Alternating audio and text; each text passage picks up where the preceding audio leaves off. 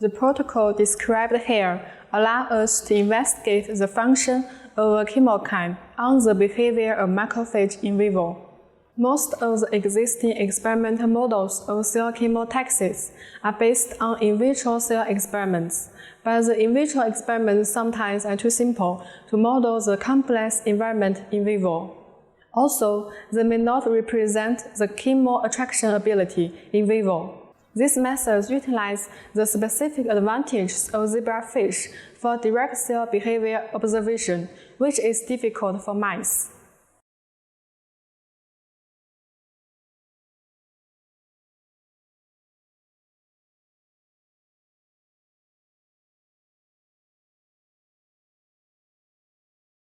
Start by generating TG-FABP10A interleukin-34 transgenic constructs.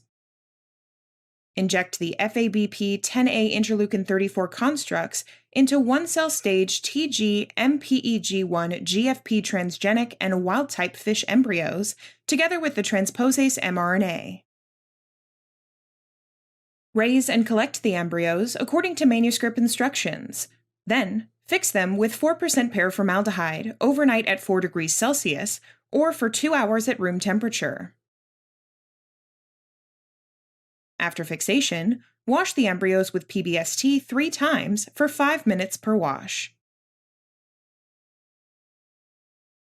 Dehydrate the embryos separately with 50% methanol in PBST, followed by 100% methanol,